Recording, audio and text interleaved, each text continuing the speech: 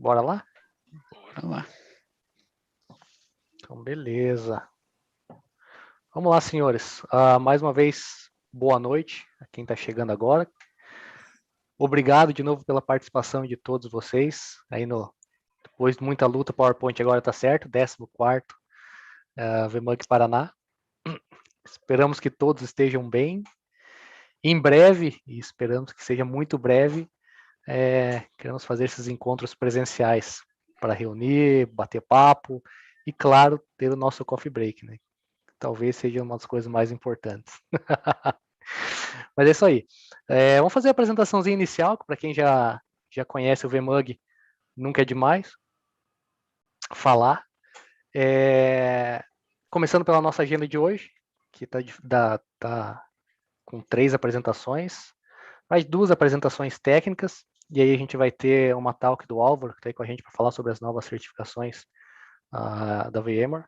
Então, logo em seguida, a gente vai falar sobre backup, como mandar backup para a nuvem, vamos falar de VIMs, a Dara e a parceira da Plátano. Daí o Álvaro, e no final tem a continuação do Pitch Vaccination, do Flavoré e do Kaká. Para quem não viu, por favor, Flávio, bota no link, bota no chat o link do vídeo de vocês, que os caras mandaram muito bem, cara, e vão fazer a continuação do vídeo aí hoje. Então, para quem não viu, recomendo assistir. Bom, para a gente dar sequência, então, o que é o VMUG? O VMUG é uma célula apartada da VMware. Começou dentro da VMware há 10, 12 anos atrás, mas ele cresceu com uma dimensão tão grande que foi necessário separar.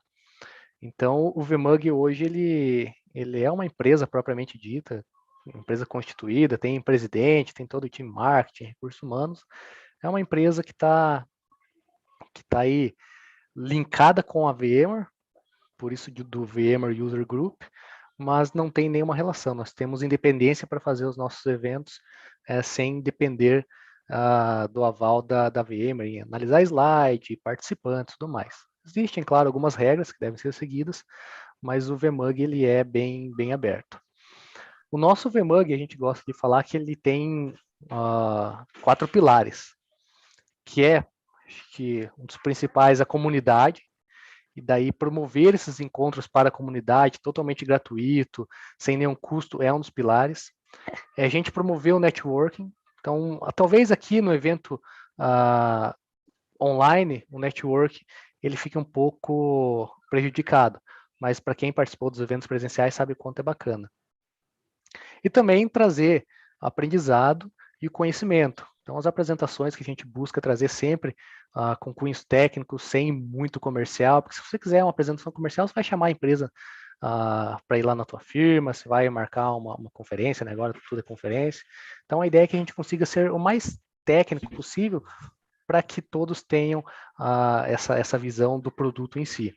E, claro, em algum momento a gente traz palestras de soft skill para conseguir desenvolver o lado pessoal dos nossos participantes também.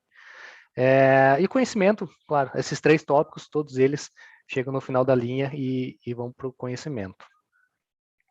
Hoje o VMUG Paraná ele é formado por essas pessoas, então acho que online aqui hoje está o Bronza, o Lucas e o César não conseguiram conectar ainda, então se você tiver alguma demanda sobre o VMUG, por favor, nos consultem. E, agora, não menos importante, a gente tem um surfistinha de Santa Catarina chegando na área. Então, Giovanni, seja bem-vindo, se apresente para a comunidade. O Giovanni está integrando o time do VMUG Paraná agora. Vai ser o tiozão do VMUG Paraná.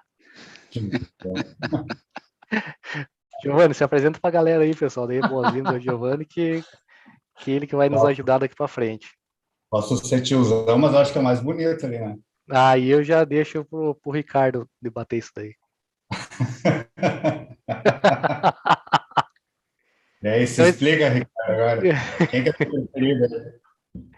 Mas é isso aí, galera. A ideia é... A gente tinha o Pedro conosco, o Pedro pediu para sair do VMUG, então a gente integrou o Giovanni. Acho que a ideia é conseguir melhorar cada vez mais os nossos encontros, nossos eventos, os conteúdos. Nos procurem para participar do VMUG, nos procurem para se apresentar nos VMUGs. O lugar de errar é aqui. Como a gente falou, não é nada formal esses eventos. Os eventos são totalmente informais, conteúdos técnicos, todo mundo tem algo a apresentar, não precisa ter medo. Conte com a gente no que for necessário.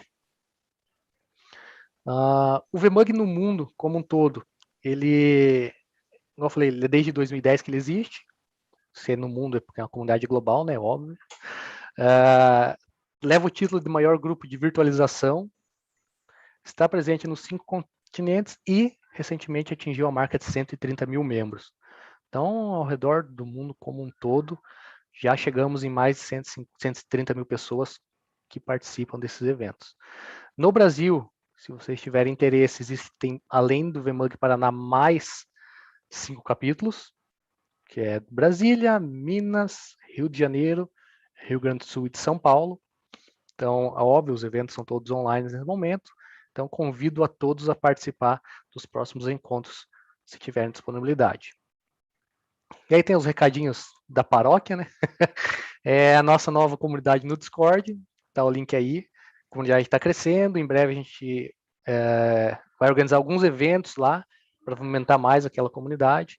Então, sintam-se à vontade para entrar lá, debater, criar assuntos, criar tópicos novos.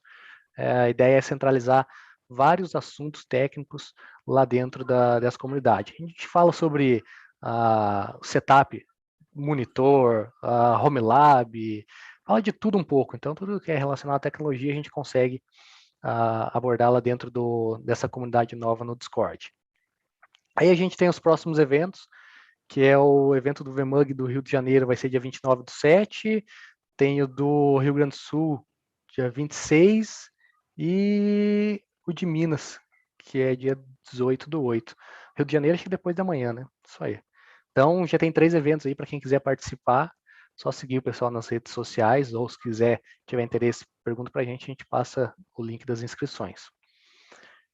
Essa é a apresentação inicial nossa. Então, mais uma vez, obrigado. Agradecer aí o Giovanni em nome da Plátano, né? Obrigado pela parceria, pelo patrocínio, a Destec, a Zadara hoje está apoiando o VMUG Paraná também. Então, daqui a pouco eu vou colocar meu crachá da Zadara para poder falar. Mas a gente agradece muito os patrocinadores, porque são por causa deles que a gente consegue entregar aí as premiações, entregar os brindes, fazer os eventos cada vez melhores. Em cima estão nossas redes sociais. Por favor, para quem ainda não nos conhece, segue, os links estão ali. Giovanni, agora é contigo, cara. Manda bala aí.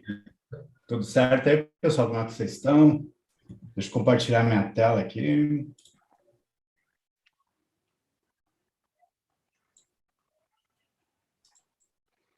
Giovanni, o dono da Plátano. Não, dono somos dois, né? Os outros 50% estão aí também. E aí, vocês estão vendo a minha tela? Como é que tá, Joaquim?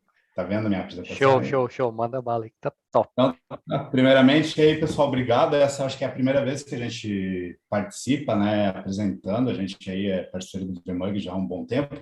Sempre patrocinando, mas nunca compartilhando o conteúdo. Então, vamos aproveitar essa vez. Aí eu agradeço ao time todo, né? Joaquim, César, o Bronza, o Lucas, o Conzati. Se eu esqueci de alguém aí, desculpa, mas é muita gente, né? Mas obrigado aí pela parceria e vamos ajudar sempre que for possível, tá? Seja bem-vindo como líder do VMUG e como patrocinador sempre também. Já, obrigado. Então, vamos começar falando de coisa boa, tá, pessoal? A gente colocou um QR Code e a gente vai fazer um sorteio aí no final de uns prêmios, não é brinde, tá? Uns prêmios bacanas aí para a galera.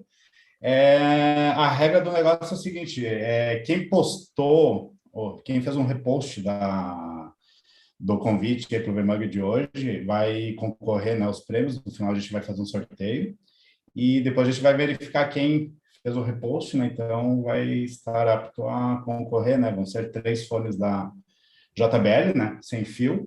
E daí tem esse QR Code. Esse QR Code vai diretamente ao link do LinkedIn, né? Do VMUG da Platinum. Então, quem não fez ainda tem tempo para fazer até o final aí das apresentações. Então, só reforçando, pessoal, no final a gente vai fazer, tem vários sorteios, não só os 3 fones, né? A gente vai fazer outros sorteios.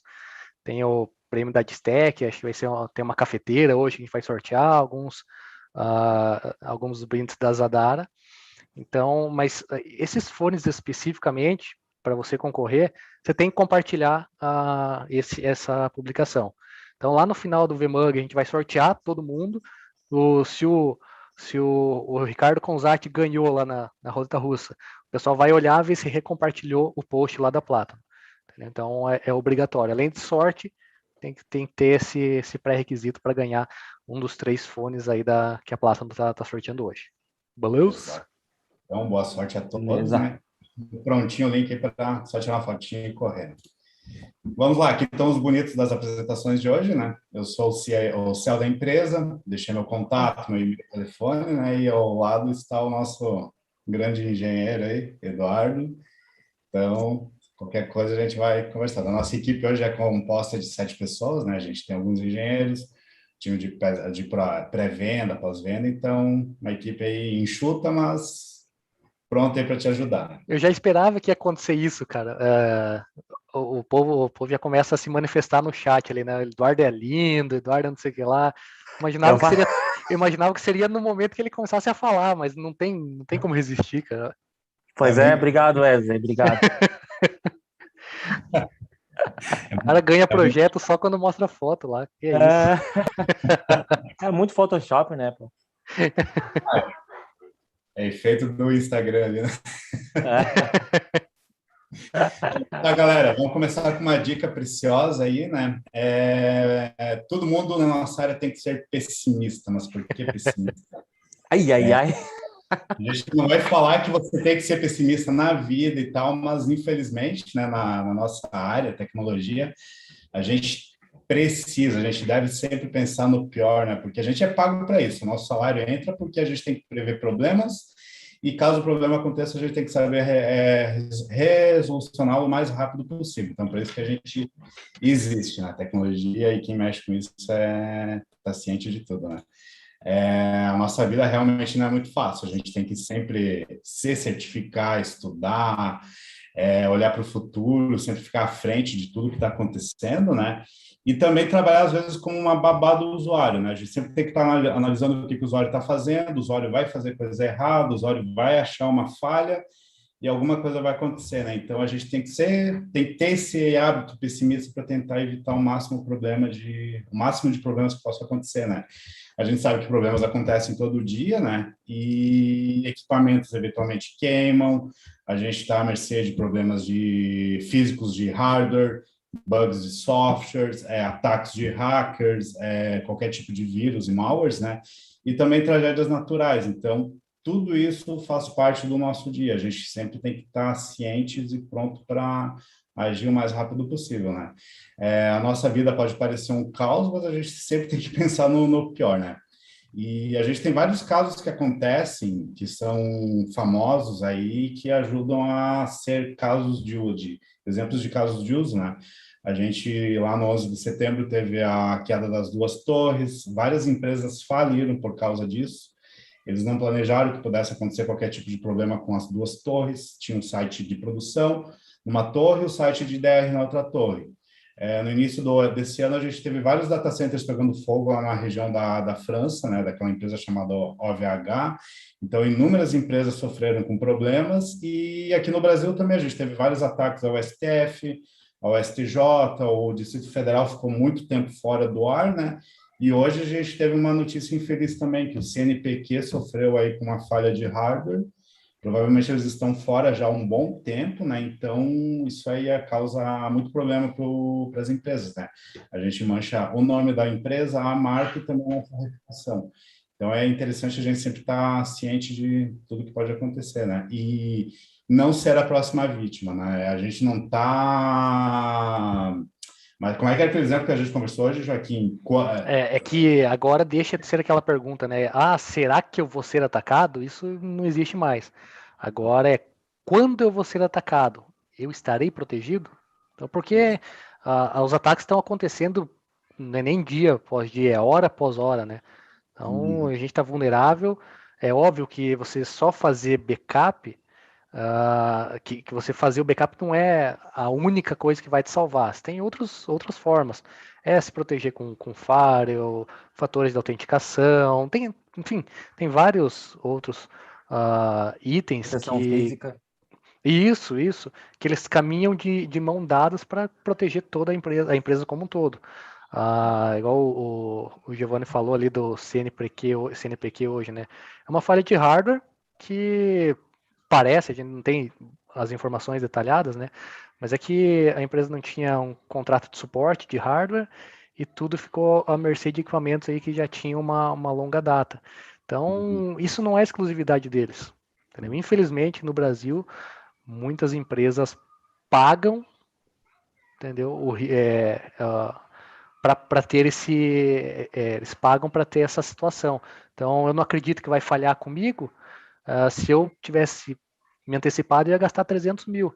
Mas não, eu deixei acontecer. Então, além do desgaste, tem o custo que com certeza vai ser muito mais alto que você precisa para ontem. Então, de 300 mil, se fosse uma prevenção, hoje vai para 1 milhão.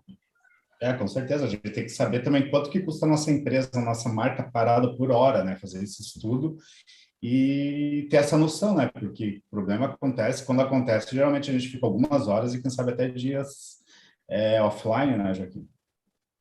Hoje, Sem contar o desgaste, né?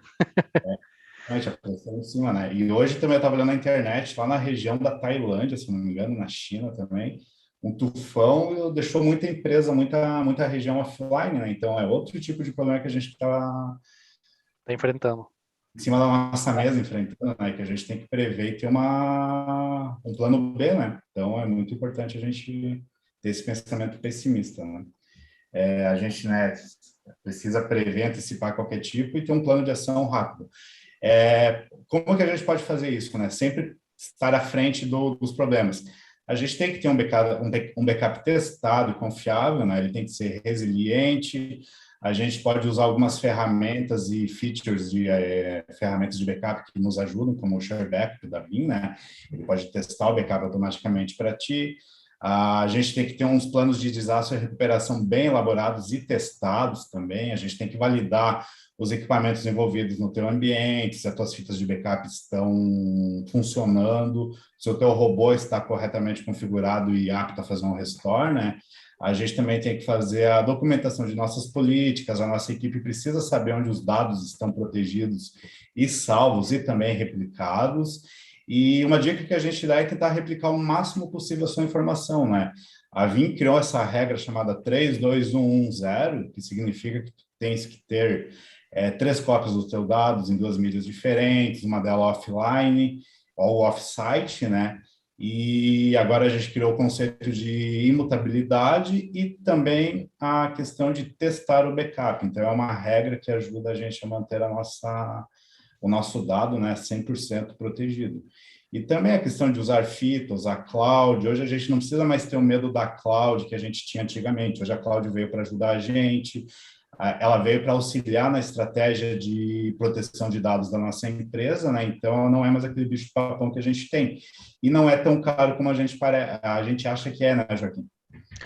É que assim, caro é se você não se planejar, né? Se você não tiver o desenho do que você quer, se você não tiver a dimensão do seu ambiente. É caro se você falar, amanhã eu quero ir para a nuvem. Vai lá no Google, fala provedores de nuvem e quero ir para a nuvem. Então, acaba que se torna caro. A partir do momento que você faz o estudo numa cloud, se você começa a desenhar uma migração, que você escolhe os players que melhor atende a sua necessidade, aí começa a ficar acessível, começa a ficar mais próximo da realidade. É claro que você não pode comparar, eu sempre falo isso, o custo de um ambiente cloud com um ambiente on-premises, você não vai estar comparando maçã com maçã, porque são duas tecnologias, são duas situações completamente diversas.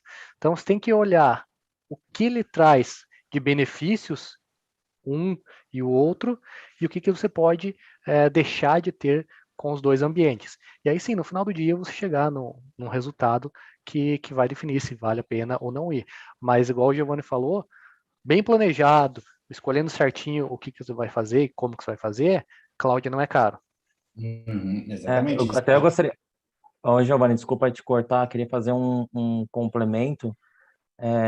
A gente tem um cliente, né, que teve uma falha múltipla em 2 discos dentro de um RAID 5 em menos de 24 horas. Ou seja, ele perdeu todo o repositório dele.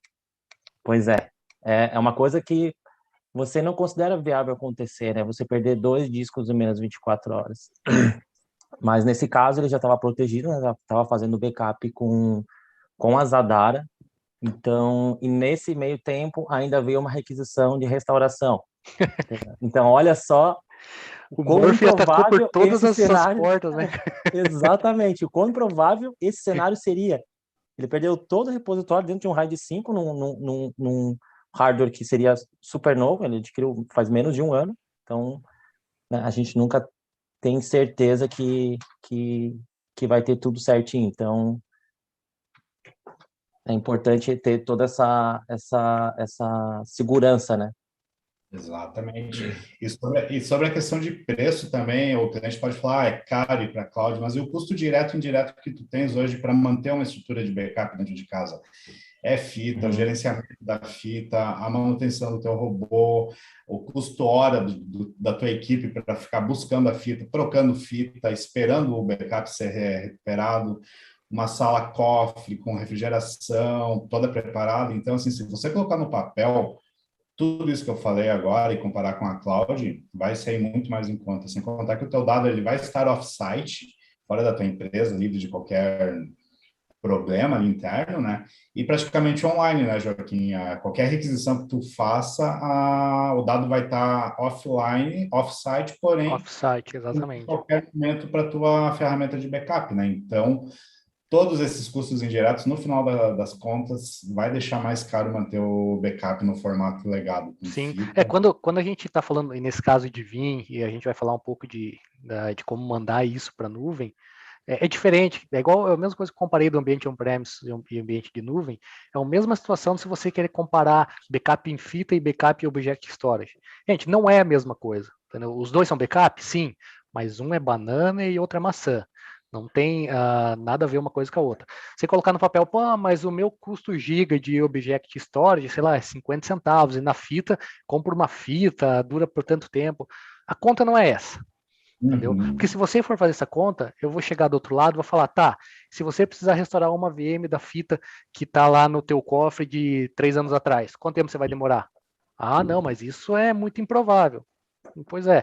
Então, não é essa a comparação que você tem que fazer.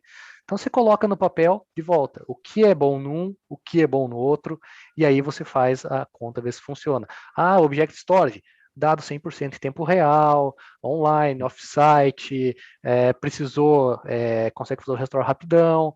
A fita tem os seus benefícios? Tem. Pô, é mais barato, você consegue ter um ganho de armazenamento, né? Você consegue, enfim, tem seus prós e seus contras. O que você tem que levar em consideração é, no final do dia, fita atende tua política de backup? Cloud atende tua política de backup? Quanto tempo é o teu RPO? Você tem que colocar isso no papel e ver se funciona. E aí a gente está aí para ajudar vocês. E outro item importante é a questão da inovação, né? É legal pensar na cloud começar. É mais uma inovação que a gente está fazendo na área de backup, né?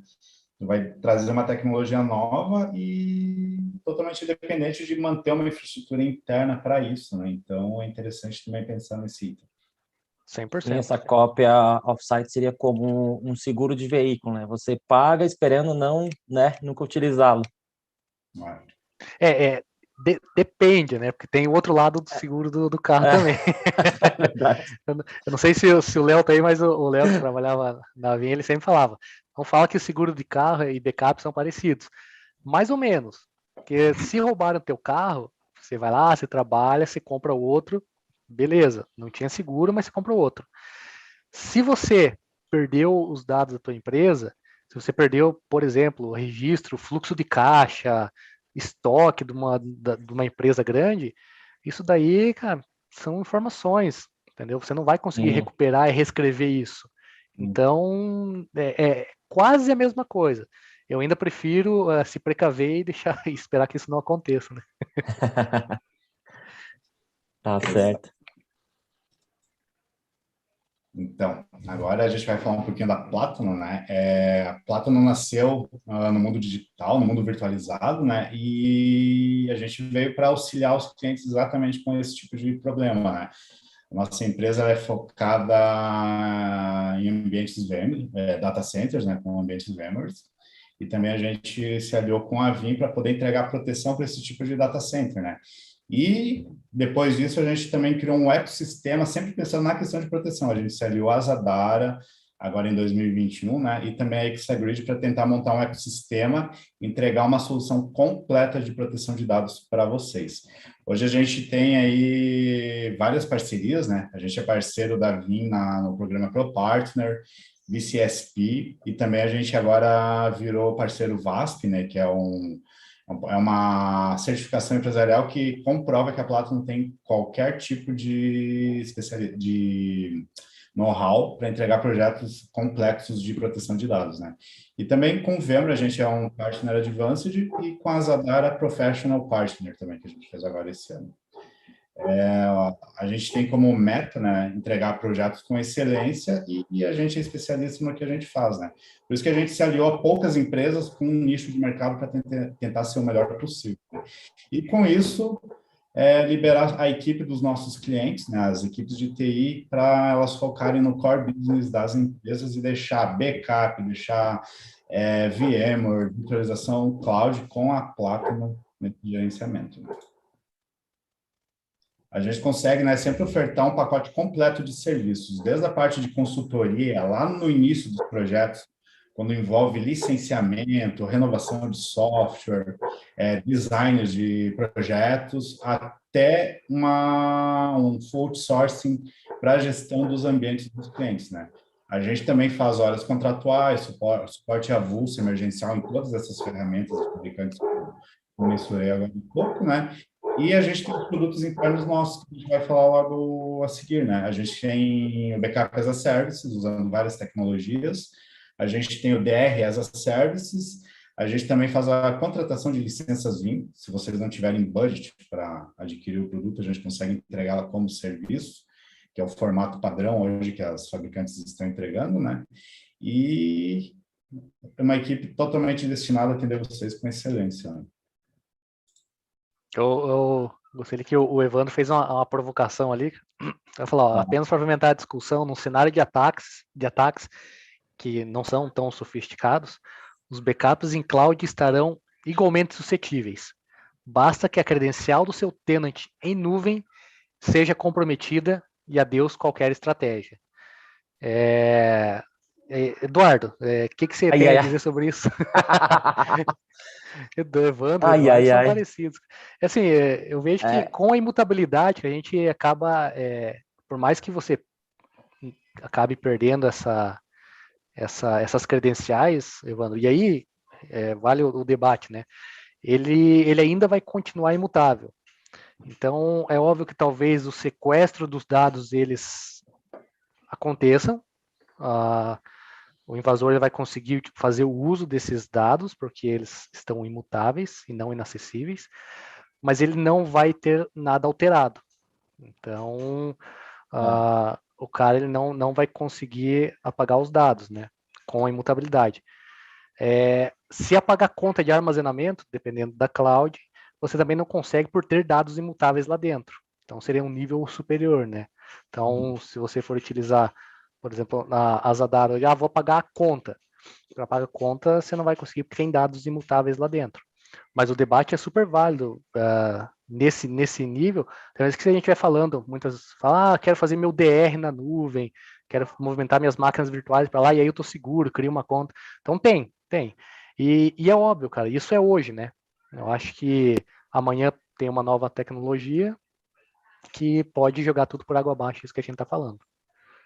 É isso aí, Joaquim. Tem um ditado que fala que não existe bala de prata para resolver todos os problemas com uma única solução, né? E segurança também é um estado, é um state of mind, né? É uma coisa que você precisa estar pensando diariamente para que você possa estar analisando todos os vetores de entrada de risco e tudo mais, né? Então, realmente, a mutabilidade vem para ajudar bastante nesse sentido aí que o Evandro comentou. Mesmo com a permissão de root lá, o cara não consegue deletar realmente, nem solicitando para Zadar, nem solicitando para outro player. Realmente, quando o dado está imutável dentro do bucket, você não consegue apagar. Só fazer um parênteses numa história que aconteceu. O cliente solicitou uma POC na Zadara, e na hora de fazer o envio para a nuvem lá, sem querer, ele colocou lá que a retenção dele imutável seriam 6 meses. Nossa! E aí, beleza, terminou o período de POC, a Zadara dá um período de POC de 7 dias. Ele falou, agora pode limpar os dados. O cara falou, não estou conseguindo. A gente foi lá ver, ele tinha configurado a imutabilidade para 6 meses. Agora, no comecinho de agosto, que vai encerrar os 6 meses dos dados dele lá no tenant da Zadara, na cloud da Zadara. Porque nem a Zadara conseguiu apagar e nem a Vim. Então, tem essa garantia de que a imutabilidade, hoje, ela te protege contra essa alteração dos dados, né? Joaquim, ali o Thiago até perguntou se existe multifator para usar Vim com Zadara. Existe no portal, certo? Exatamente. O portal, existe. ele tem duplo fator de autenticação. Então, mais um fator de proteção aí para a sua conta. Isso. Aproveitando, o Léo perguntou ali se tem custo adicional para usar imutabilidade com Vim Zadara. Não tem, entendeu? Para quem quer utilizar esses fatores, a Zadara, o preço dela ele já encobre todos esses recursos de criptografia, de imutabilidade, e do lado da Vim também não. Então, do lado da Vim, você só tem que realmente ativar e configurar essa feature. Lembrando que, se a gente for falar de Zadara, tem outros pontos que é bom falar, que a Zadara, além de não cobrar pela imutabilidade, a Zadara não cobra put, não cobra get, não cobra list, não cobra taxa de download. Então, se você quer retornar um dado, fazer um restore de uma VM, a gente sabe que em outros players isso acaba se tornando caro. Na Zadara você não precisa pagar nada disso. É o valor fixo lá no final do mês por giga que você vai pagar, já com imposto, já valor no Brasil. Então, eu não vou envolver a parte de dinheiro, porque quem cuida de dinheiro é o Giovanni. Mas todos esses custos ocultos que a gente gosta de falar, que existem em outros players, na Zadara não tem. É totalmente transparente. Você colocou 1 tera na nuvem, você vai pagar 1 tera de armazenamento. Se daqui 15 dias você colocou mais 10 tera, então você vai pagar a partir do 16º dia mais 10 tera. Ele é totalmente flexível nesse ponto. Nesse caso, acho que é legal fazer uma analogia com o seguro do carro, né? Nas outras clouds, se você pode ser bem barato para tu armazenar, mas tu vai pagar o seguro caso tu precise recuperar o dado, e é caro. A gente fez várias situações. O custo de download ou output ou restore que tu vai efetuar no teu ambiente é extremamente alto. Na Zadara ele é exagerado. A gente só tem... Um último fator é que outros players têm aquela tierização dos dados, né? O dado quente e o dado frio. Então, beleza, vou colocar lá numa profundidade mais fria, que é mais barato. Mas isso é um pênalti para quando você precisar restaurar. Então, se você for utilizar a Zadara, por exemplo, os dados são sempre standard, entendeu? Sempre dados quentes, para hora que você precisar, os dados estarão disponíveis. E é bem simples, você só vai pagar pelo espaço armazenado, né? Sim. Em contrapartida, nos demais players, vai pagar o espaço armazenado, output, custos de API, e no final a conta fica bem salgada. Beleza, tem duas perguntas, uma para o Giovanni aqui, qual é o custo por gigabyte? Então, o Giovanni, a Zadara ela não vende direto para cliente, tá? Ela só vende através de parceiros. Então, a pessoa indicada ali é o Giovanni, ele pode tratar contigo sobre os custos aí por gigabyte. E o Thiago perguntou, e essa é para o Eduardo lá, se já fizeram algum instante VM Recovery utilizando o Scale Out com a Zadara. E se sim, o servidor ficou minimamente operacional?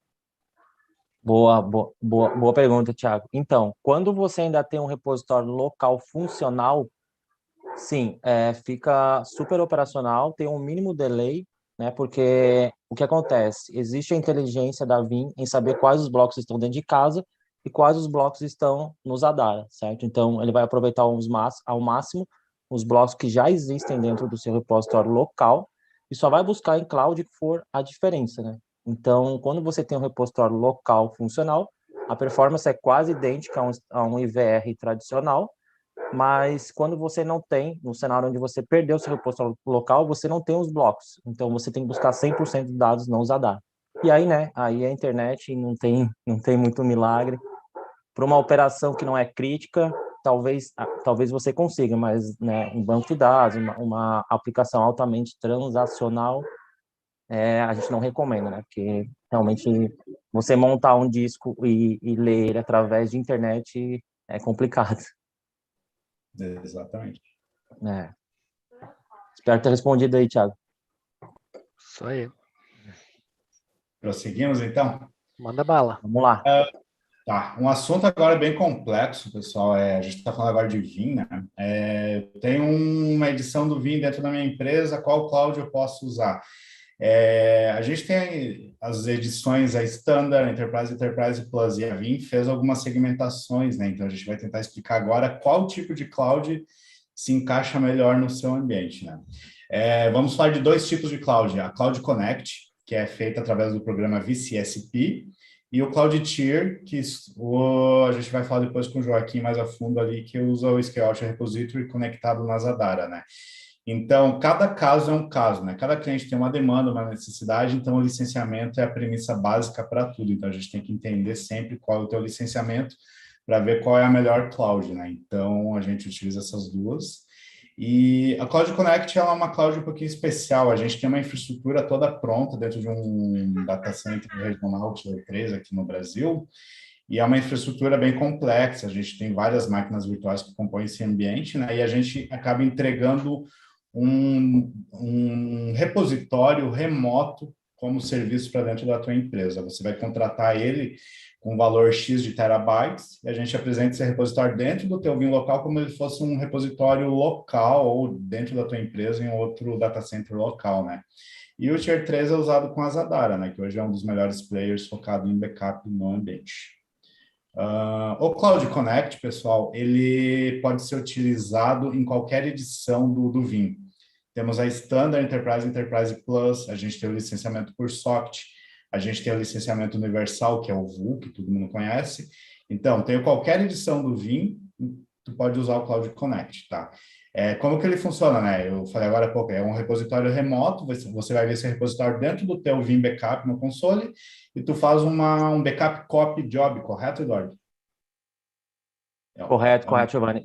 O Cloud Connect seria o jeito mais, digamos, rápido de você ir para a cloud. Eu gosto de fazer uma analogia juntamente com o backup NBD, que é o backup via rede da Vim, né? É o backup mais rápido.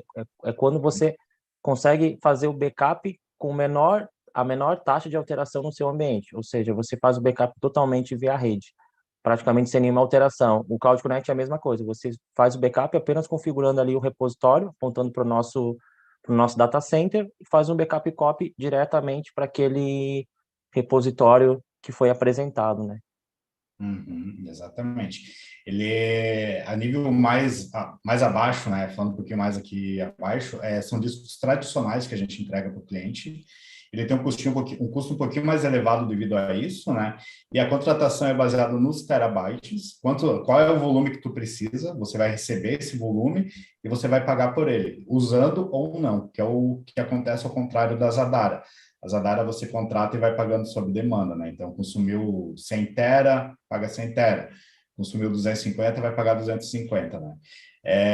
Outro fator que a gente tem que enumerar na hora de contratar o Cloud Connect é a quantidade de máquinas virtuais ou estações que serão protegidas, né? Para cada uma dessas instâncias, a gente precisa adquirir uma licença de Cloud Connect. Existe Cloud Connect para VMs e para servidores ou estações de trabalho, né? Então, tudo isso a gente consegue entregar como serviço para vocês, né? Qual que é a vantagem do Cloud Connect hoje? Ele é muito simples de configurar e a gente não precisa de nenhum tipo de configuração de rede, nenhuma VPN, a gente utiliza somente uma porta TCP para conectar o teu ambiente Vim on-premise com a nossa cloud. Então, uma regra no teu firewall de liberação vai fazer com que a cloud funcione, né? E é interessante usar o Cloud Connect caso você trabalhe numa empresa que é totalmente descentralizada, que você possua vários escritórios remotos, né? Então, você consegue conectar todos os escritórios na nossa cloud e você vai conseguir centralizar toda a informação num único local, né? E, como eu já falei, a gente utiliza um data center Tier 3 aqui no Brasil, totalmente qualificado e seguro para te atender, né? Então, Giovanni, vale a pena ressaltar que para a gente ser provedor de VCSP, a gente é auditado, né? A gente recebe uma assessoria da VIM em todo o ambiente que a gente planejou e montou, né, para servir o propósito de backup como serviço e DR como serviço. Então, a gente tem o respaldo da própria VIM. com certeza, exatamente. Foram até eles que ajudaram a gente a desenvolver, né? Então, Exato. totalmente certificado pela fabricante. E ali, ó, outra pergunta ali, por padrão, o Vim Cloud Connect tem algum tipo de traffic shaper para tráfego? Que eu acho que foi o Thiago que perguntou, deixa eu ver aqui. Acho que foi o Thiago, que ele falou que fez uma POC no início do ano e não foi legal, ficou muito lento. E a experiência da POC com a Zadara foi 90% melhor. Eu confesso que eu não sei dizer, não sei se o Eduardo ou o Giovanni sabe. Talvez o provedor de Cloud Connect, né, no caso, a outra empresa, igual a Platinum, tem algum tipo de bloqueio, o data center tem alguma restrição, mas a princípio não, né? Não. A gente tem, mas existe uma limitação do próprio data center, né, dos links de internet. Mas a gente não limita, a gente não faz throttle por tenant. A gente não delimita, por exemplo, 5 megabytes, 10 megabytes por cliente. Não, é tudo que consegue entregar no link do data center. E o Leandro perguntou ali qual é, no caso do VCSP ali da Platinum, hoje qual que é o SLA de atendimento do VCSP, visando o tempo de resposta para incidentes? Então, o repositório, ele está sempre disponível, né? Então, independente do sinistro que você tiver dentro da sua empresa, ele vai estar lá. Vamos lá, no pior dos cenários, onde você perdeu o seu VIM, você pode reconfigurar o VIM, apontar para o repositório e instantaneamente começar o seu restore. Só é que tem outros itens ali, que é desempenho da internet, disco e tudo mais, né? Sim, certeza. Mas veja aí, Leandro, se for respondido, beleza, não pergunta aí que a gente vai... E lembrando que sempre que um cliente firma uma parceria com a gente, né, a gente sempre coloca horas contratuais, né, para atender o cliente. A gente tem um atendimento bem próximo, né, e nós conhecemos também toda a equipe dos data centers que provém esse serviço para a gente ter uma resolução mais rápida possível, né? Exatamente. Então, agora seria o showtime aí do Eduardo, né? Eduardo que Opa! consegue fazer uma ação. Vai fazer online, né, Eduardo? É um passo a passo de como configurar um provedor Cloud Connect no seu Vim local. E a gente vai ver que com menos de 5 cliques a gente consegue habilitar, né, essa comunicação. Dá um pouquinho mais que 5, né? O intuito aqui, pessoal, é realmente mostrar como é fácil. Exatamente. É o jeito, digamos, mais rápido, como eu falei anteriormente, mas talvez não seja o método que se adeque melhor à sua empresa, né? Deixa eu ver como é que eu faço aqui. Acho que o Giovanni tem que parar de compartilhar, daí o Eduardo consegue. Tá. Enquanto o Eduardo compartilha ali, Giovanni, Oi? conseguiu parar o compartilhamento aí? Temos uma pergunta no Isso. FAQ, no... Isso, É. desculpa. A solução de VCSP é ofertada somente através de parceiros? Para você, Giovanni. Para mim, sim, a gente consegue entregar para os clientes porque a gente é parceiro, né? Então, se o cliente quiser virar um VCSP, eu acho que deve ter que conversar com algum distribuidor, né? Mas a gente é oficiais, a gente é um parceiro oficial e consegue entregar. Beleza. É isso aí.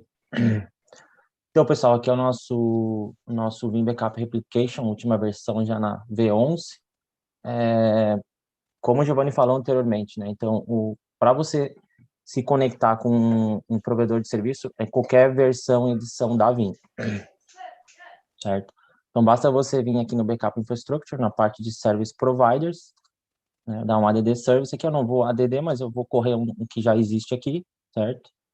Então, toda a parte de credenciais e hostname a gente vai passar para vocês. Como o Giovanni também falou, a gente tem somente uma porta de comunicação, então fica bem simples para você gerenciar o seu Firewall, né? Então, uma porta única, somente de saída do repositório para o Cloud Gateway, que é a nossa infraestrutura aqui no data center. Toda a parte de credenciais, obviamente, a gente vai passar para vocês, né? Usuário e senha do seu tenant. Configurar aqui, colocar usuário e senha. E vai mostrar aqui qual tipo de repositório que tá disponível para você, a capacidade. E também tem a questão do One Accelerator, né? A gente disponibiliza para links abaixo de 50 MB, que é a recomendação da Vim, né? E links com baixa latência também. Então, mas aí também requer uma outra edição de licenciamento. Giovanni, me corrija se eu estiver errado, acho que daí você já precisa de uma versão Enterprise, se não me engano, para utilizar um One Accelerator. Uhum. Aí aí você diminui o tráfego de backup na sua rede, certo? E é isso aí, configurou aqui, ó, só manda um apply. O que vai fazer aqui, ó? Ele vai apresentar para você, vou fechar aqui, ele dá um rescan, mas ele apresenta para você um repositório no tipo Cláudia, como esses dois aqui, ó. Tendo isso, a gente já pode fazer backup diretamente pro repositório em cloud, certo? Você não, nesse caso, você, se desejar, você pode não ter um repositório dentro de casa e fazer backup diretamente para o Cloud Connect, certo? Porém, existem alguns detalhes, né?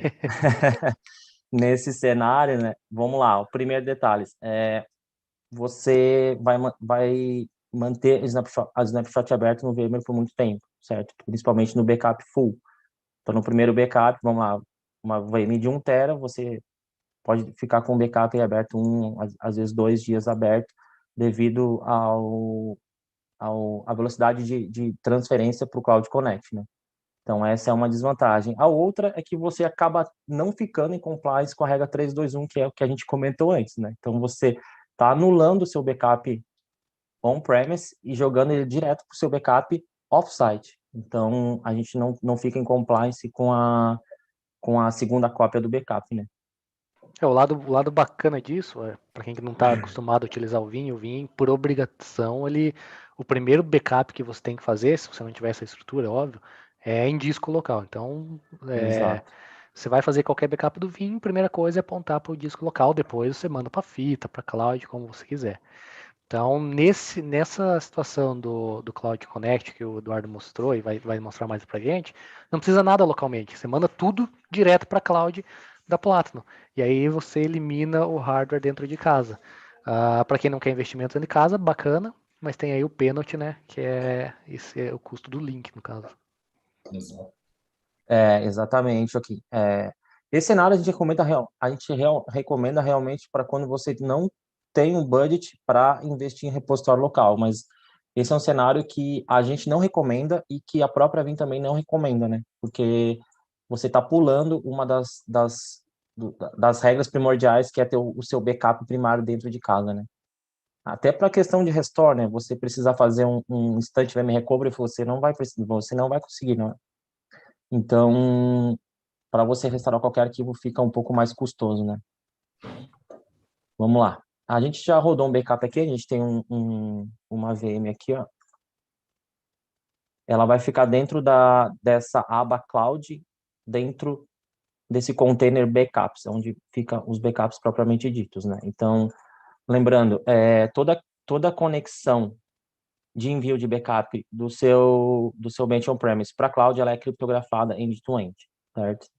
E os backups também. Os arquivos de backup são criptografados do nosso lado, certo? Então, mais essa camada de segurança e a gente utiliza repositórios com o sistema de arquivos RFS. Então, para fazer um backup de longa retenção, GFS, a gente consegue ter uma economia de espaço bem significativa.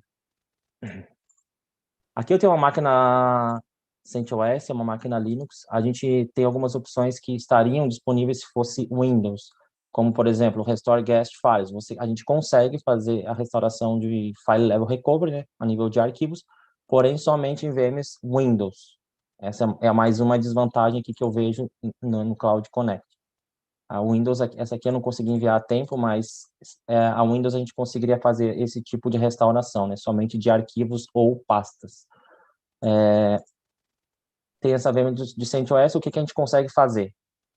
Restaurar a VM inteira para dentro de casa, certo? Os discos virtuais ou arquivos das máquinas virtuais. Nesse caso aqui, a gente não tem realmente a opção de file level por ser Linux, é uma limitação da Vim, certo? Não é do Cloud Connect em si, do ambiente de Cloud Connect, e sim da Vim, certo? Deixa eu ver aqui.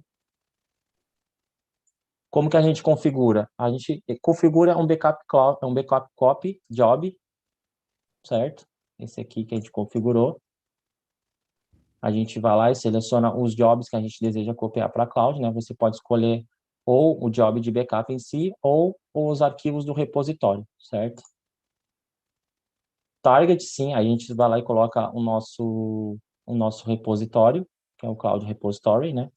E aqui trabalha na retenção que você deseja. Lembrando que a retenção no Cloud Connect ela é forever forward, ou seja, é um full e infinitos, entre aspas, né, incrementais. Então, quando chegar lá no quinto dia, o incremental mais antigo vai ser fundido no backup full. Então, aqui a gente não tem a opção de backup forward, né? Então, somente forever forward. E a opção, aqui a gente também tem a opção de marcar os GFS, como eu comentei anteriormente, lembrando que quando a gente trabalha como sistema de arquivos RFS, a gente consegue usar o block clone e transformar eles em backups bem menores. Assim a gente consegue economizar espaço dentro do repositório. O backup obrigatoriamente tem que ser criptografado, certo? Então a encryption aqui ela precisa estar habilitada, caso contrário o job vai falhar, porque do nosso lado a gente só aceita backups criptografados por questão de segurança, certo? E basicamente é isso. Aqui a conexão é direta, é do repositório de backup para o Cloud Gateway, para a nossa estrutura. Caso você utilize o One Accelerator, aí você selecionaria o seu desse lado, do seu lado, no source, e target já ficaria disponível. Aqui você, né, trabalha na janela de backup. E é isso, está configurado. Basicamente, você não altera nada na sua infraestrutura atual. Como eu falei anteriormente, realmente é a maneira mais rápida de você subir um backup para a cloud, mas talvez não seja o que a sua empresa realmente precisa no momento, certo?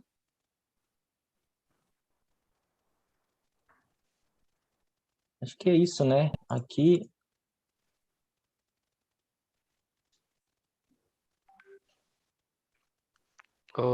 Eduardo, mais uma pergunta ali do Gia, se é usada uma forma de prevenção de deleção de backup do lado do provedor VCSP.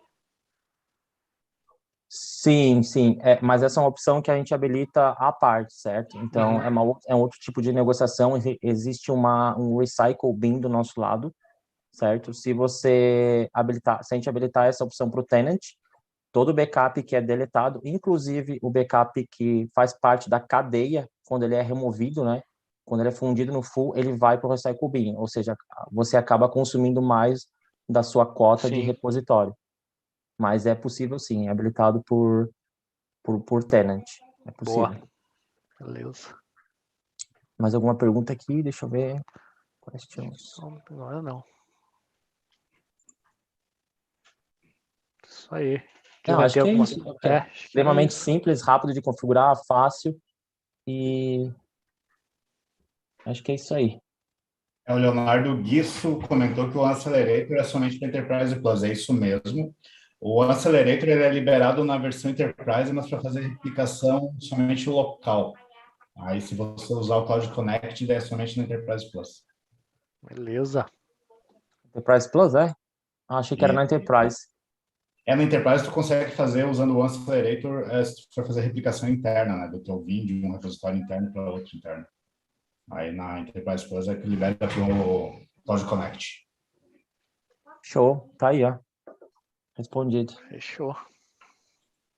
Isso aí, Mr. Extremamente Plátano. simples e rápido.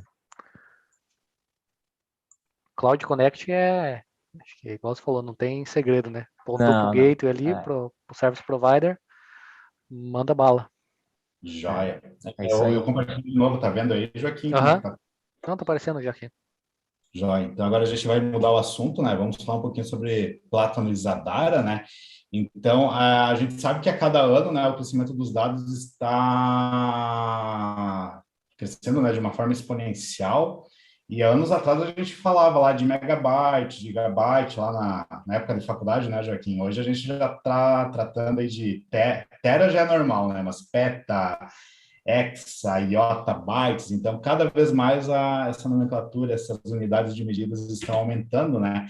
E a gente está tendo muitos projetos diferentes e modernos. A gente está trabalhando bastante com VDI, com imagens, vídeos, tem muito streaming rodando nas empresas. E agora com o IoT, né, a internet das coisas, o mundo está ficando conectado cada vez mais, então tudo que a gente faz no dia a dia está sendo armazenado em algum lugar, né? Então, aonde que a gente vai armazenar os dados de produção e aonde que a gente vai armazenar os dados de backup? Então, essa é uma demanda, é um problema que a gente tem que resolver, né? E daí, aí eu peguei um caso, estava lendo esses dias na internet, a Boeing, toda vez que uma aeronave, um avião deles para em um aeroporto após uma viagem, eles fazem um estudo da telemetria das turbinas. Então, uma turbina que trabalhou por 10 horas no voo armazena aproximadamente 15 terabytes de dados em texto para esse estudo da telemetria. Então, eles conseguem analisar se a turbina está funcional, se tem alguma coisa, algum problema. Então, hoje uma aeronave deve ter umas 2 ou 4 turbinas, a quantidade de tera que a gente tem que ter para armazenar esses dados. O que que a gente faz com isso? Onde que a gente armazena, né? Então, a produção aumenta e o backup ainda é pior ainda, né? Então, a gente tem que fazer um estudo e tentar achar uma solução para isso, né?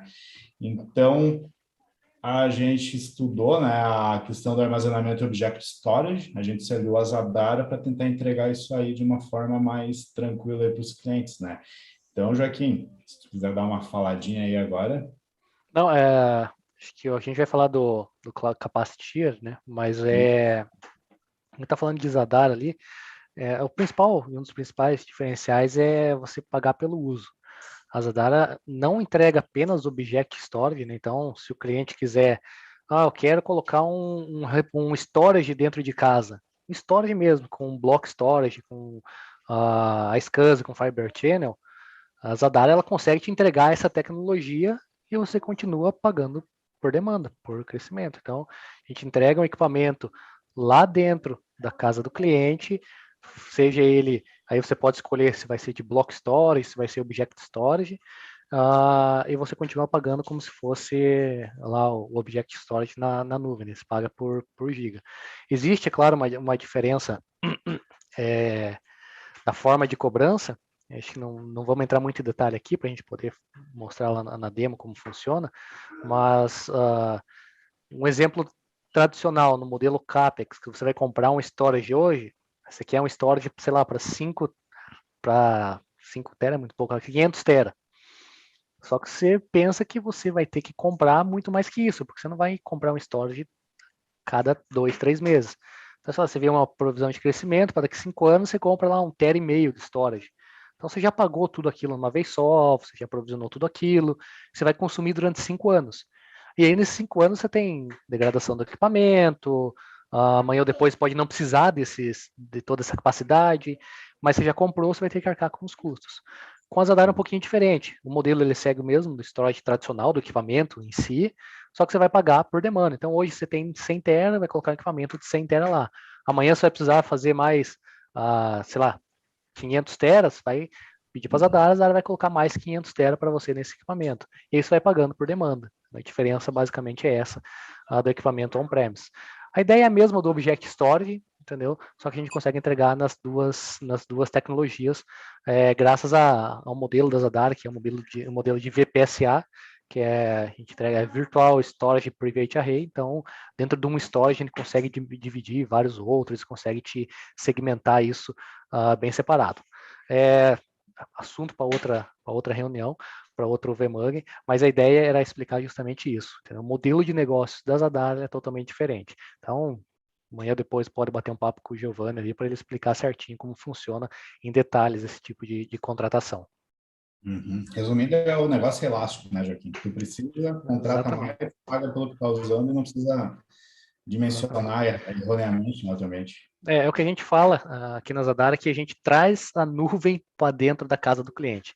Então, pô, mas eu quero computação também. Tudo bem, mesma coisa, a gente vai provisionar equipamentos de computing, que é o que a gente chama de Z Compute, e você vai ter equipamentos de computação, a nuvem da Zadara no teu data center. Então, você faz esse link com storage, com computação, e paga tudo sob demanda. Uhum. Exatamente. Então, aqui estão os benefícios, né, da solução da Zadara, né?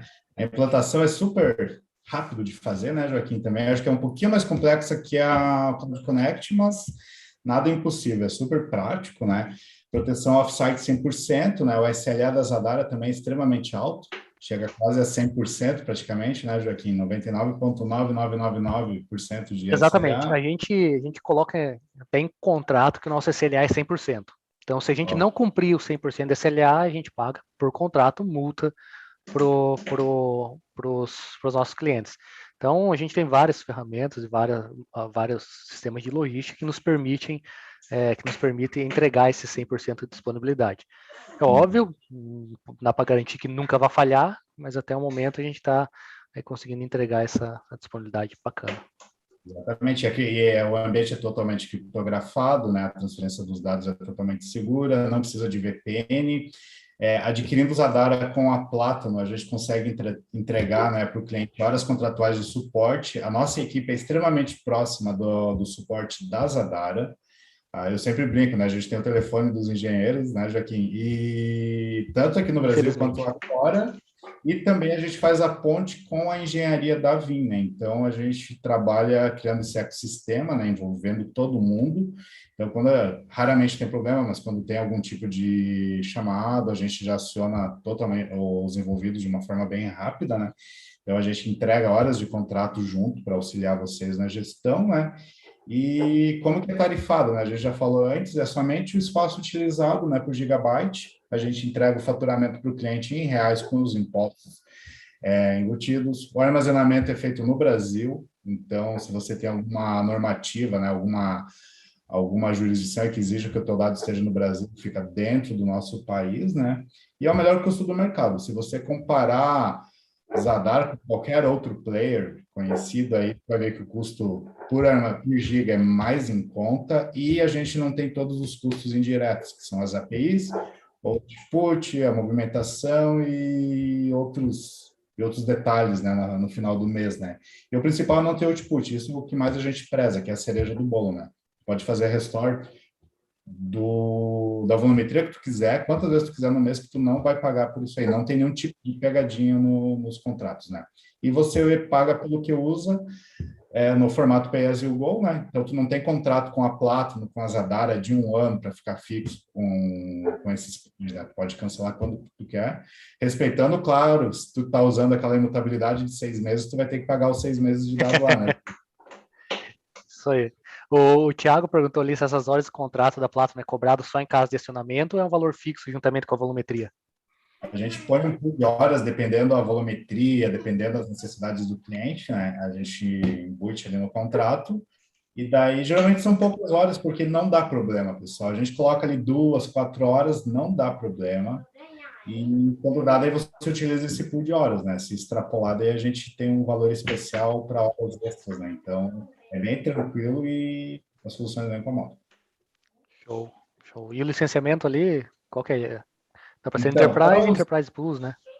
isso, falando de Vim agora, para usar o Zadar ou esse formato de cloud, né, que é o Capacity Tier, a gente tem que ter no mínimo a versão Enterprise ou Enterprise Plus, quando a gente compra ela por socket, que é o modelo perpétuo, ou qualquer licença VU, que é Universal License, que é comercializado na versão Enterprise Plus, né? Então, qualquer uma dessas licenças acima de Enterprise tem que ser o Capacity Tier, né?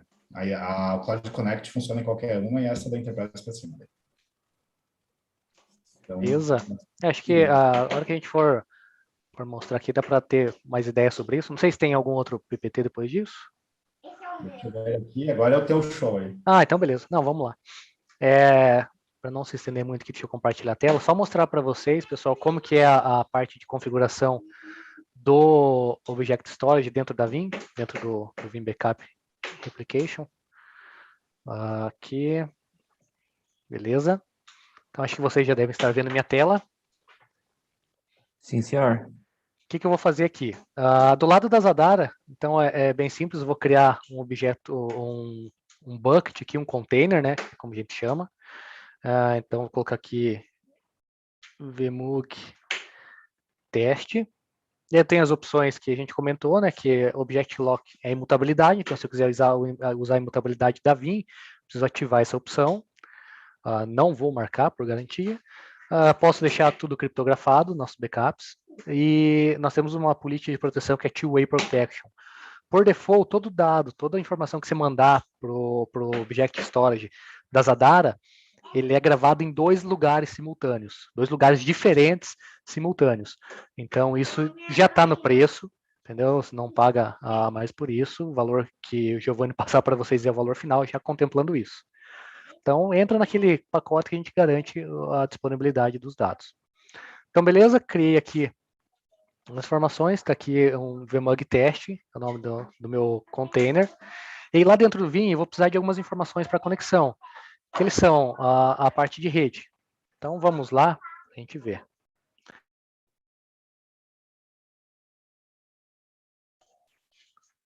Vou adicionar aqui um Object Storage, que ele é um S3 compatível.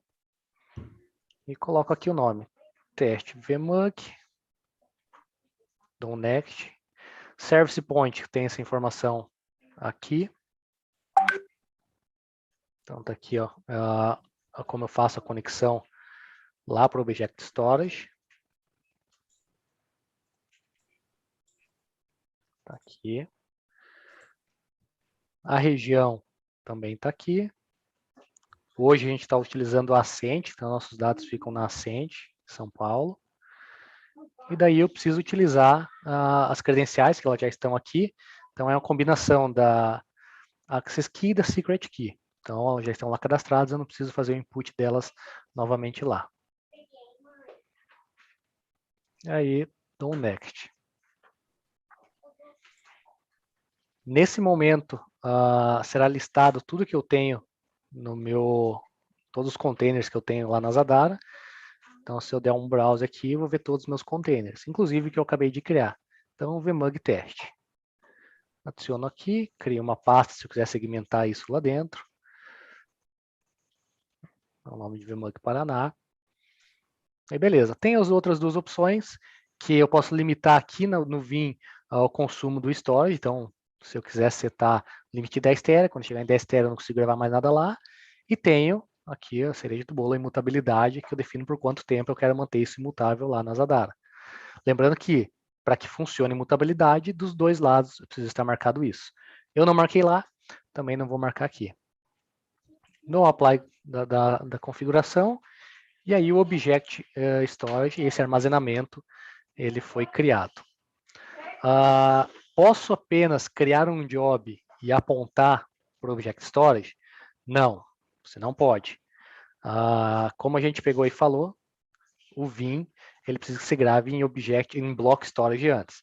Então, o que eu vou fazer? Vou criar um repositório local aqui, rapidão, só para mostrar como funcionaria isso.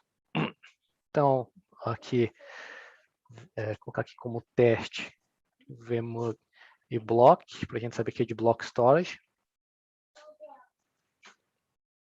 Esse próprio servidor. E aí vou pegar uma outra folder aqui, só para simular como se fosse um outro repositório local. Aqui, vmug pr, beleza. Tem algumas outras configurações que a gente pode fazer. Eu não vou entrar nesse mérito agora para a gente não perder tanto tempo. E aí, beleza. A configuração ela foi realizada. Então, agora eu tenho uma combinação de um repositório local e do meu Object Storage na Zadara. Beleza. Parte da configuração foi realizada. O que a gente precisa fazer? Juntar isso e criar uma política para que isso funcione. Como que ela vai ser chamada, esse cara, dentro da Vim? É Scale Out Repositories.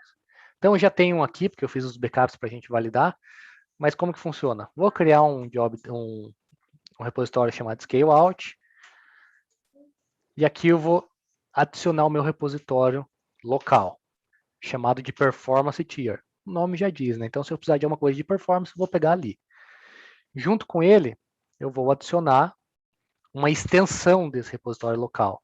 Então, vou estender meus backups para meu repositório da Zadara que eu criei, chamado teste vmod. E aí a política que eu vou escolher para mandar para lá. Tenho duas políticas. A primeira, copiar tudo que tiver localmente para a nuvem. Então, você vai criar as duas cópias. Fez backup local, o Vim automaticamente vai mandar para a nuvem. Você tem os seus dados em 2 lugares simultâneos. E a outra que é um move, depois de X dias. Então, isso vai acontecer da seguinte forma.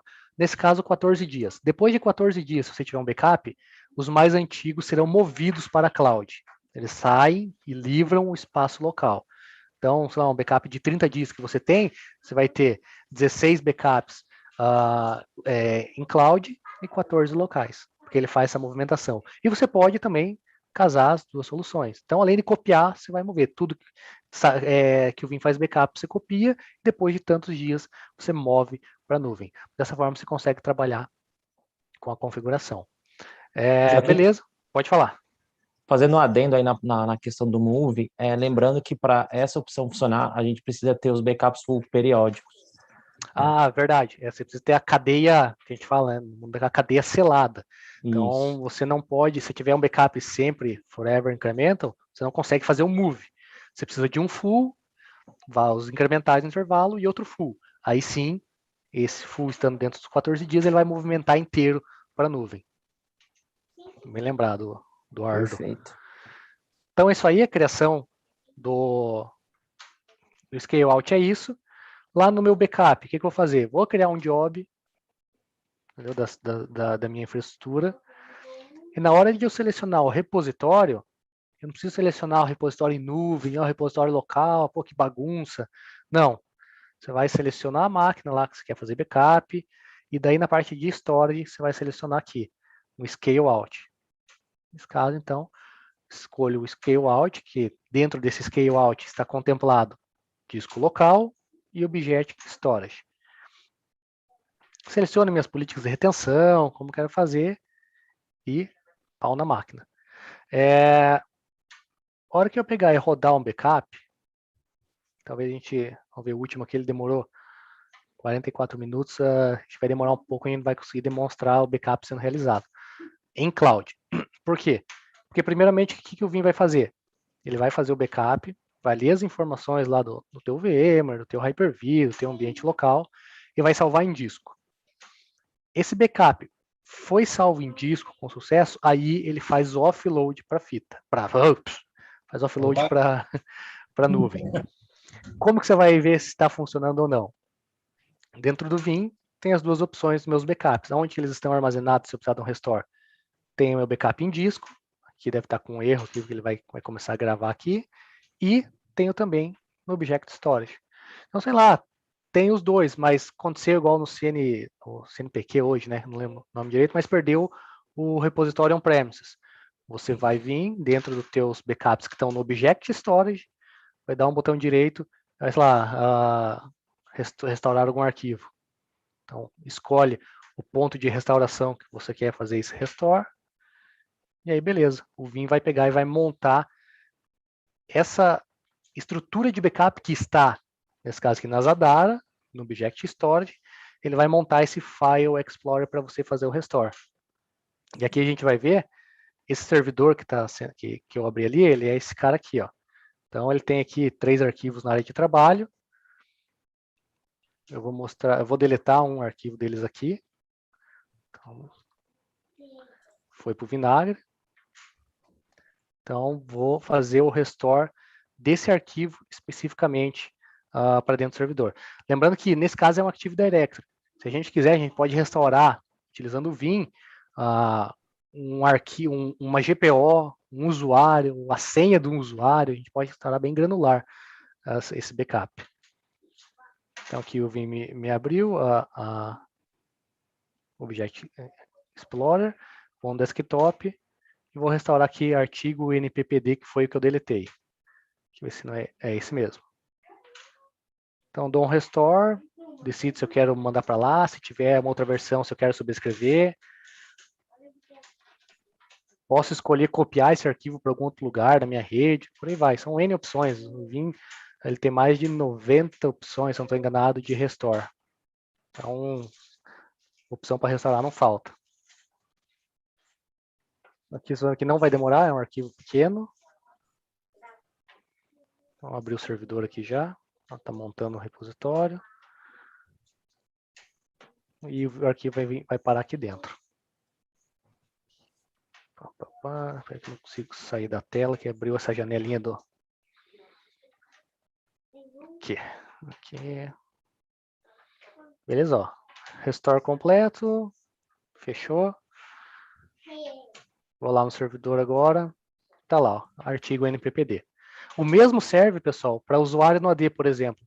Vou deletar aqui esse último usuário do meu AD, Zander alguma coisa, deletei o cara. Vou lá no meu Vim. Então, não é o mesmo Explorer, vou fazer um restore do Application Item, que é um item do Active Directory. A gente prossegue. O que ele vai fazer? O Vim vai me montar toda essa estrutura do Active Directory que está lá na Zadara. Essa operação também ela não demora, ela é rapidinha. Eu tenho outras opções, por exemplo, com o Vim eu consigo comparar o meu backup que está lá com o meu arquivo de backup com o ambiente de produção. Então você faz essa comparação, ele vai dizer, opa, do teu arquivo de backup do dia tal com o ambiente de produção agora, você tem esses objetos que foram alterados. Então aqui que eu vou fazer, vou abrir os meus usuários e vou fazer o restore daquele cara que começava com Z alguma coisa. Esse daqui, ó. Então, ó, restore objeto. Posso dar o compare to production? Deixa eu ver se a gente consegue fazer. Não vou conseguir fazer agora, mas o restore a gente vai conseguir demonstrar. Aqui, ó. Joaquim, pode falar. tem uma pergunta do Carlos aqui. Você já chegou a dar uma olhada? Ainda não. Ainda não. Tá, beleza. Mas já vamos para lá. Que é o restore desse objeto. Zender Oastes. Restaurar dentro do meu próprio AD. Então ele vai me pedir. Agora que o bicho vai pegar.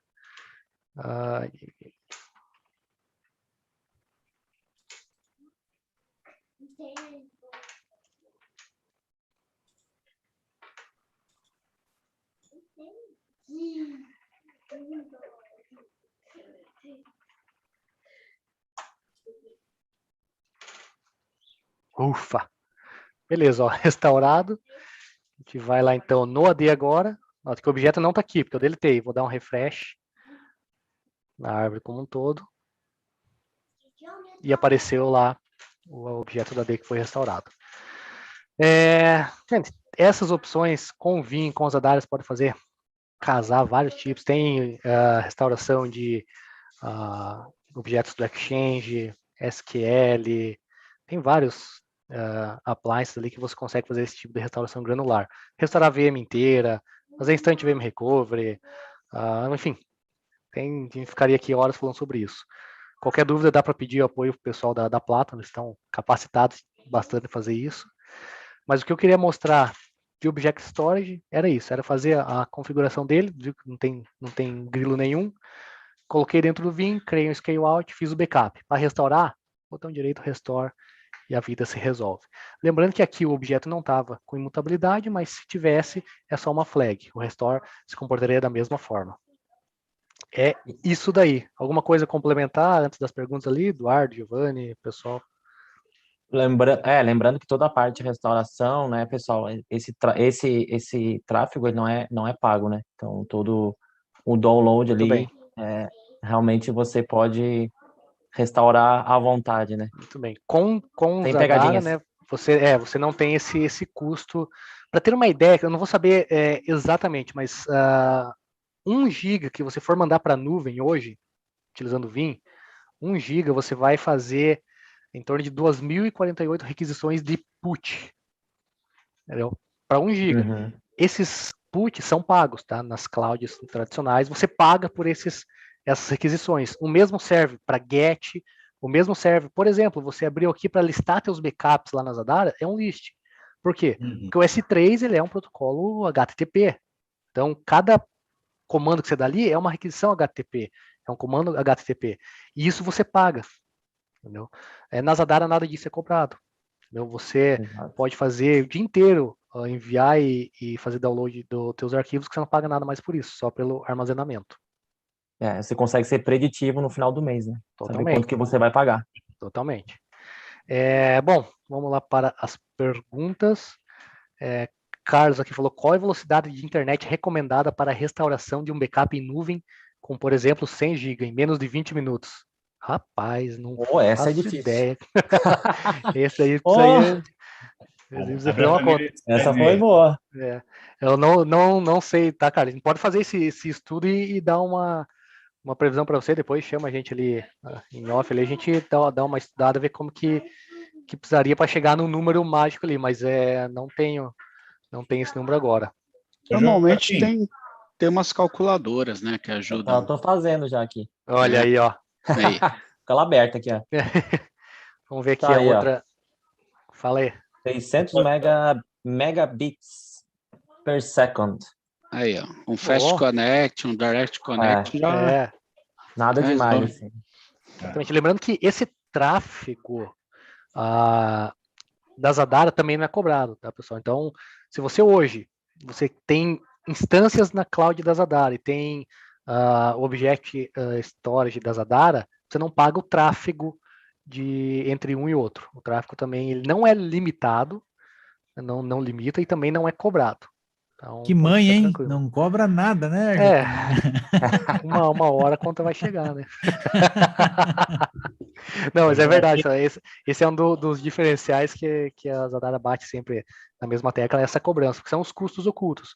Você vai para um outro player, você vai fazer um restore, você não sabe quanto que vai sair exatamente o teu restore. Então, a taxa de banda que você vai fazer movimentação dos dados, você não sabe quanto que você vai pagar exatamente. Então, a Zadara tem esse valor fixo, fechado, e aquilo vai, ponto final. Tem uma outra pergunta aqui, deixa eu ler ela aqui um pouquinho. Entendi que é necessário recursos locais, incluindo área de stage, para o backup local e depois CUP mais move scale out repositório. Isso, beleza. Mas entendi que o dimensionamento do Object Storage é fixo. Como dimensionar Object Storage e pagamento? Considerando que temos uma taxa de alteração diária de 5% a 10%, ou crescimento anual de 12%. Quando defino a área, o pagamento é pelo uso ou valor definido. Não, Leandro, o pagamento ele é pelo uso, entendeu? Se você for usar 5 tera hoje do teu backup diário, beleza, você vai pagar 5 tera. Virou um mês, você vai precisar fazer um backup full do teu ambiente, mais 5 tera, você vai pagar mais 5 tera, entendeu? Fez um incremental mais 100 GB, mais 100 GB você vai pagar. Você não provisiona nada. Desculpa se eu não entendi a pergunta, mas se for esse o cenário, é bem assim que funciona, tá? Você não paga adiantado nada. Você consome, final do mês a Platinum vai enviar a fatura para você pagar. No Cloud Connect você contrata o espaço previamente, né? Boa. A gente faz o sizing contigo e especifica um valor de armazenamento. Vamos supor 10 terabytes. E no primeiro mês você usou 1, no segundo 2, 3 tera, tu está pagando os 10 terabytes. Com a Zadara e Plátano, você vai pagar somente o que está consumindo. Do jeito que o Joaquim falou.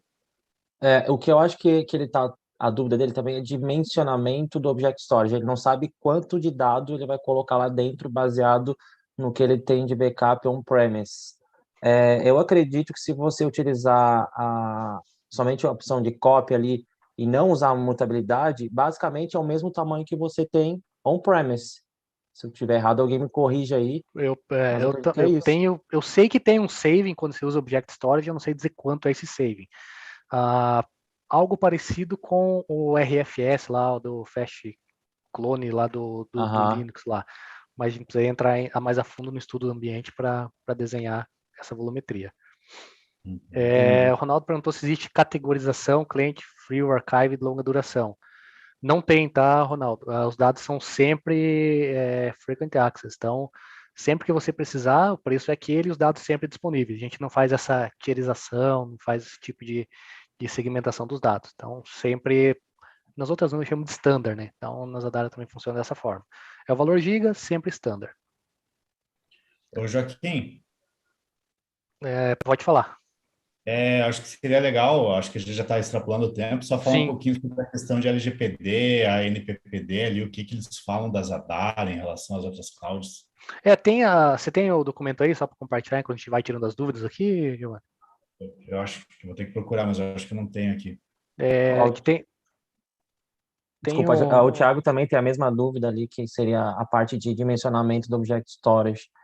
Assim, eu acredito que você basear o seu repositório local a gente precisa ver a questão ali do saving, né, do Zadara, mas já é uma boa estimativa, Thiago. Se você tem 12 teras locais hoje, enviar para a cloud, isso, acredito que seriam os 12 teras, aí a conta em cima desse valor. Eles vão vendo as perguntas aí, eu achei aqui o documento, só para a gente finalizar aqui então, pessoal. Eu acho que também. Se tu Que quiser compartilhar aí. estou compartilhando já aqui. Isso que o Giovanni falou é um documento que ele foi feito pela ANPPD, que no que tange as nuvens públicas e a LGPD, as normas regulamentares, normas complementares, toda essa parte de legislação dos dados brasileiros. Nesse estudo que foi feito, depois dá para passar esse documento para vocês, foram avaliados 4 players de nuvem, né? Então, AWS, Azure, Google e Zadara, e também analisaram uma aquisição tradicional de storage. Nesse estudo que foi feito, está aqui para vocês, depois eu posso compartilhar isso aqui. Nesse estudo que foi feito, de todos os players e cenários analisados, o Zadara é o único que consegue ser totalmente em compliance com LGPD, com ISO 27001, 27017, com a IN, Instrução Normativa 01, se eu não me engano, a NC14. Então, são normas regulamentares da legislação dos dados, né? Parte de dados que ficam no Brasil. Todos os equipamentos da Zadara, as nossas nuvens estão no Brasil. Então, se amanhã ou depois um órgão público precisa comprar equipamento, precisa de espaço em storage, block storage, object storage, esse documento ele meio que norteia para onde seguir. Então, também depois pode ficar à vontade de pedir esse documento e analisar eles, mas isso garante, dá tranquilidade que para quem contrata hoje Zadara, tem essa garantia de que nós estamos totalmente compatíveis em compliance com LGPD. Beleza? Então, dos dados que tem ali, das perguntas que tem ali, sobre alguma aqui, seria por volumetria os custos? O Jorge sugeriu, é isso mesmo, tá, Jorge? É por volumetria. No caso do Object Storage, né, que foi o que a gente falou agora, totalmente por volumetria. Nenhum pagamento diferente disso. O Álvaro tem uma pergunta ali também, Joaquim. E tem uns mínimos e máximos de storage alugável para que uma empresa tenha um orçamento de X para o máximo de storage, avise que vai chegar ao máximo que podem pagar. Acho que ele está querendo dizer sobre o threshold, né, o limiar lá que você configura durante a criação do Object Storage. Se for isso, beleza, mas talvez o Álvaro explicar ali um pouco melhor, mas se for, eu entendi que fosse colocar um storage on-premises, né? Se for isso, tem sim, tá, Álvaro? Tem um baseline ali que é para manter a operação, né? Então, são no mínimo, cara, eu não sei dizer se são 10 tera, mas é alguma coisa que a gente pode levantar depois, se tiver interesse. Então, você paga aquilo dali e é o custo fixo que você vai ter todo mês, é o obrigatório. Acima daquilo dali, paga por demanda. Conforme for crescendo, vai aumentando. Beleza, senhores? Vamos passar a palavra para o próprio Álvaro agora, para ele falar. Quem tiver mais dúvidas aí sobre Zadara, sobre Vim, Plátano, fique à vontade. A gente está aí para trocar ideia e tirar as dúvidas.